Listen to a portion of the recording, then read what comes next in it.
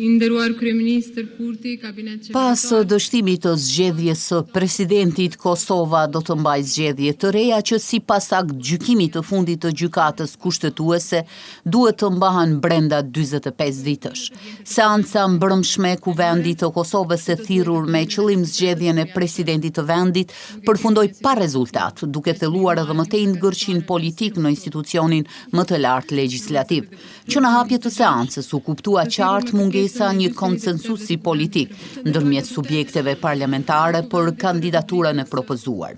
Kryesuesi prezantoi procedurat dhe rëndësinë e këtij procesi duke theksuar se zgjedhja e presidentit është një nga përgjithësitë më të rëndësishme kushtetuese të vendit. Megjithatë, qëndrimet e ndara të subjekteve politike e bën të vështirë avancimin e procesit që në fazat e para. Gjatë diskutimeve, përfaqësuesit e pozitës kërkuan mbështetje për kandidatet e tyre, duke i cilësuar si figura të pranueshme dhe të denja për postin e presidentit. Mirë po, në vazhdimin e seancës, para mesnatës, nuk u zhvillua fare procesi i votimit për 2 kandidatët për presidente, Feride Rushiti dhe Hatixhe Hoxha. Të gjitha debatet u shoqëruan me tone të ashpra dhe ndërhyrje të shpeshta procedurale që kanë ndikojnë në tensionimin e atmosferës në sallë. Në disa momente pati edhe akuza të ndërsjellta për bllokim të qëllimshëm të procesit dhe për mungesë vullneti për kompromis.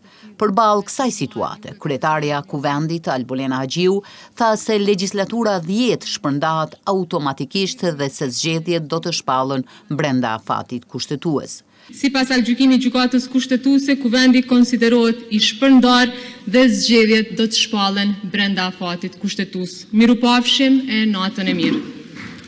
Dështimi për zgjedhjen e presidentit në këtë seancë pasqyron një krizë tjetër të thellë politike në vend, një mungesë të theksuar të bashkëpunimit. Në legjislaturën e sapo shpërndar, lëvizja vetvendosje kishte 57 deputet, Partia Demokratike e Kosovës 22 deputet, Lidhja Demokratike 15 deputet, Aleanca për Ardhmërinë e Kosovës 6 deputet, ndërsa 20 ulëse të tjera ishin të komuniteteve.